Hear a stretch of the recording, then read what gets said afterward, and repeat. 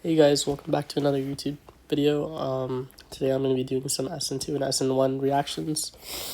And yeah, so basically this first reaction here, I see that I have a strong nucleophile. And I see I have a polar aprotic solvent. And so both of these are going to tell me, and also this is on a secondary carbon. All three of these are going to tell me that it's an SN2 reaction because SN2 favors strong nucleophiles, polar aprotic, and yeah. So your product for this first one is going to look like this. Chirality will switch, that's why I'm putting it on a dash, and we will have a CN.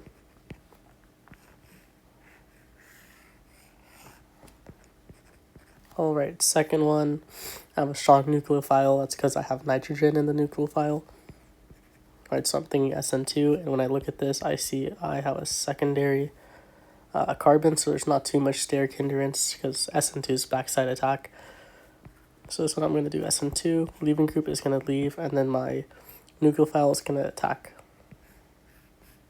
And remember chirality switches. So it's going to be on a dash now. And if you don't have a charge on your nucleophile, then you're going to have to deprotonate a hydrogen. So it's going to be NH and then connected to a CH3. Okay. Next one, let's see that I have silver nitrate. Every time you see silver nitrate, it's going to be SN1 because it helps with carbocation rearrangement. And then my nucleophile here, I have a weak nucleophile. And so if I look at my leaving group, it's on a secondary carbon, right? And it can rearrange to this coronary spot if we do a methyl shift. So step one, the leaving group's going to leave, and my carbocation is going to form.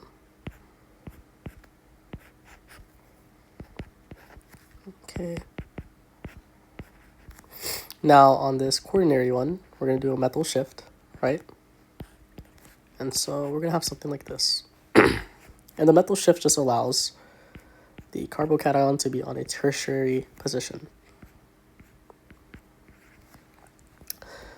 Okay, so now that we have our carbocation there, we can attack with our nucleophile, which is our OHCH2CH3. So our OHCH2CH3 is going to attack here. And remember, because it doesn't have a charge, we have to deprotonate, and you do that with another molecule of your nucleophile, but I'm not going to show that. So the final product is going to look like this.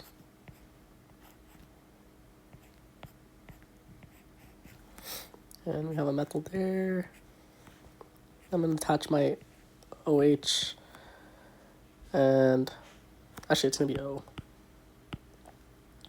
So O, CH2, CH3.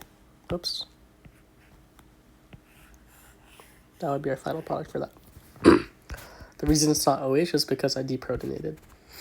Next example, we have a Fisher diagram. If we look at our leaving group, it's on a carbon that is secondary. And I see that I have a strong nucleophile here. So I'm thinking SN2. And so it will be SN2 because I see that next to the secondary carbon, there's not a quaternary carbon. And so I'm good to do SN2. There's not too much steric hindrance. So for these, for these Fisher diagrams, if you do SN2, you can just draw a diagram again, but your chirality switches, remember that.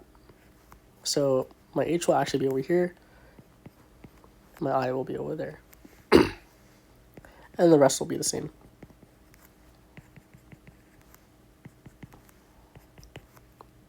And that would be the final product. Alright, number 5. I see I have a weak nucleophile because it's an alcohol. And it doesn't have like a charge. It's not paired with an ion. And so I'm thinking SN1. I have my leaving group here on a secondary carbon, and I see that I can rearrange to a tertiary carbon. So step 1, my leaving group's going to leave. And it's going to leave me with a carbocation there, right? And then I can do a hydrogen shift, or hydride shift, whatever it's called. And what that allows me to do is move the carbocation to a tertiary position. Cool.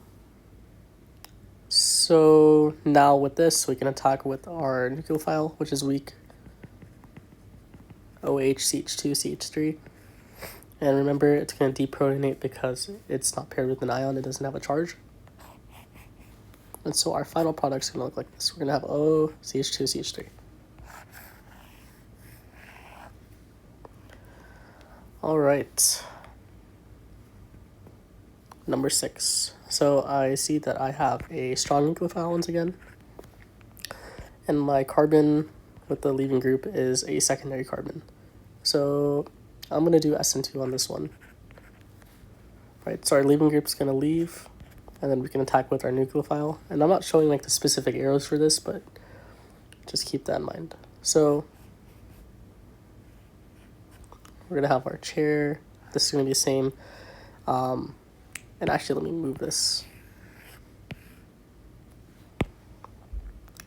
So the BR is going to be gone, and we're actually going to switch chirality. So this will be up now, and it will be SCH3.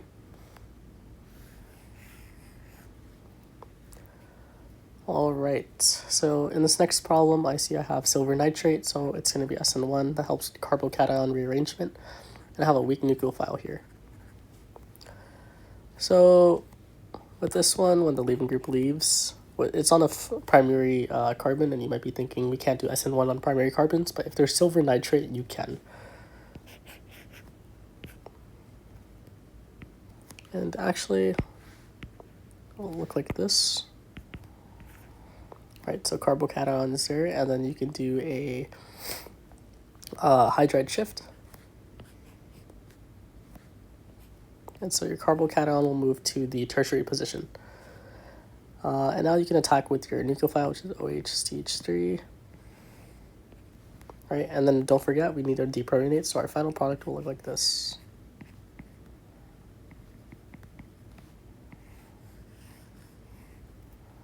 All right, and number 8, I have a strong nucleophile, right, and my carbon is a secondary carbon,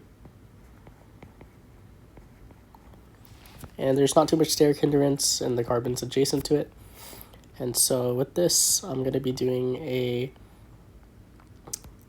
SN2 reaction, right, so we can keep the Newman projection, except we're going to have the CN here, because the bromine left. Because chirality switches, if your leaving group is on the plane, which it is here, you can just switch the other two groups. So the H will actually be here, and the CH3 will be here.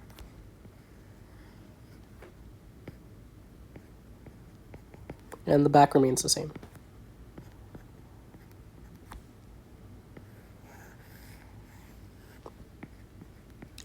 And yeah, so those are the SN2 and SN1 reactions. Thanks for watching, and I'll see you guys next time.